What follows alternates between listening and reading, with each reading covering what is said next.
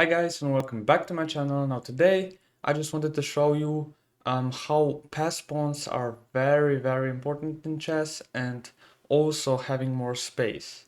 So if we take a look at this position here, which by the way came out of the London opening, as you can see I really have more space than my opponent. You can see this pawn on e4 is really taking up a lot of his space. It's on the 5th rank or his 4th rank. And as you can see, this knight is completely dominated by this pawn. And the knight would want to be, let's say, on f3, from where it also protects the king and it's more active. Now, another problem for white in the game was that his knight was here on f3, but when my pawn landed here, he had no option of going to this nice d4 square to this outpost because of my pawn on c5. So that's also very important here. This pawn is also taking up an important square that would be great for this knight. So you can see that this knight here is completely dominated.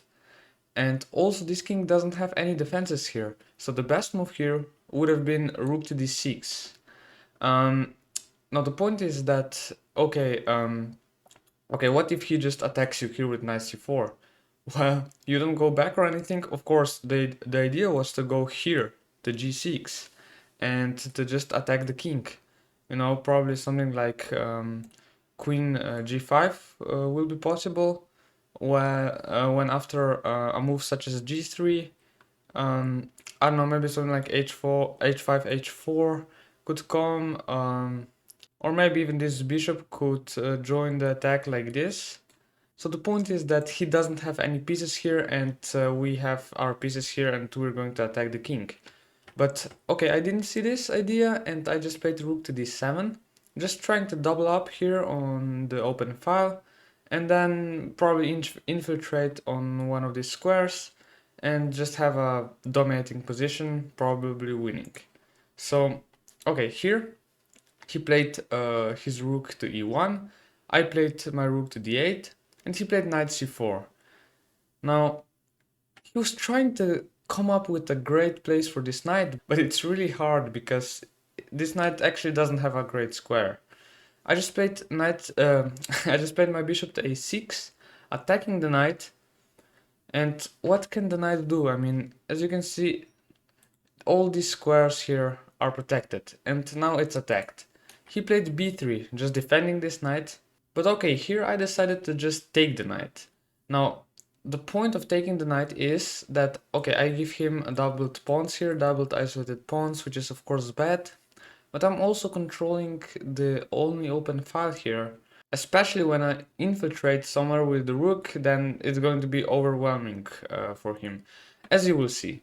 So here I just took, he recaptured, and I played rook d3 immediately. Now what is the point of this move? The point of this move is that, okay, I'm infiltrating. My next move would probably be queen d6 or queen d7, putting more pressure on this rook, and just, okay, if it goes away, of course, then, okay, let me just show you this. The point is that I wanted to play, let's say, queen to d7, putting a lot of pressure on this rook, and it has to do something, otherwise I'm just going to take it.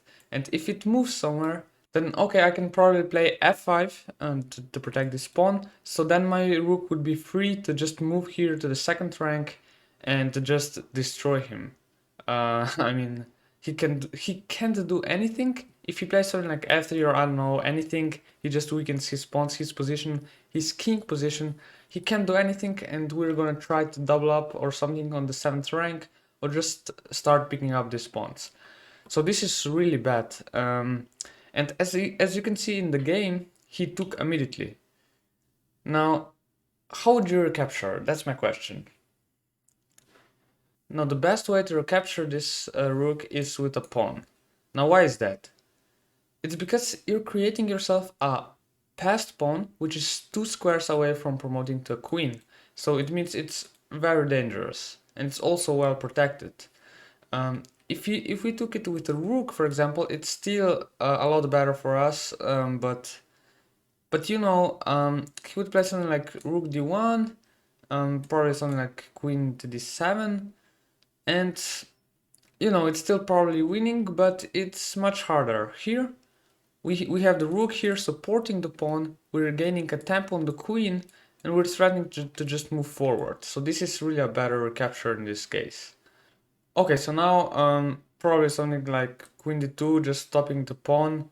It's possible, but it's just losing. I mean, the queen can't ever move probably. I was after this I was thinking about queen here, just, you know, attacking this pawn. We're gonna take this pawn, um, and we're just winning. I mean, we have this passed pawn, we won a pawn. Maybe we will push these pawns here up the board, create another passed pawn here, and I mean, it's just winning. So okay, he played queen a4, trying to, I don't know, create some counterplay. He has no counterplay here. I just pushed my pawn because, you know, passed pawns should be pushed.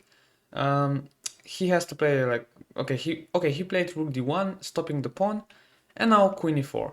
I don't even care if he takes this pawn, of course. It's just losing. I just played this, and you can see that with the help of my passed pawn, with the queen, this is just completely over. Also, as you're going to see, his back rank is a bit of a problem. So, okay, here he played queen b3 because, okay, what can he do? He has no good moves, basically. Maybe he could have played, I don't know, something to create space for his king, but still, this is completely hopeless. I can play like queen d3, queen e2, for example, and just win, as you're going to see. So queen b3, I played queen d3, he played queen b2, and okay, you of course don't take this pawn and allow this. I mean, your passed pawn is really stronger than this c4 pawn. Of course, you just play queen to e2 with threatening the rook and also threatening queen to e1 check, and it's going to be checkmate. So he can't defend against all of this. If he plays rook to f1, you can just take this and then checkmate him. So okay, he defended the rook, but of course queen e1, he has to take, and okay, he resigned here because obviously this is just mate. So what's very important for you to understand is the power of a passed pawn, as we saw, and also the power of domination, as you can see, and space. We really controlled a lot of space this night, couldn't do anything, and then we just double upped on the open file and just destroyed him on this file. This was really instructive, I think. I hope you also find it instructive, and if you did, please share the video, subscribe, and I'll see you guys in the next video.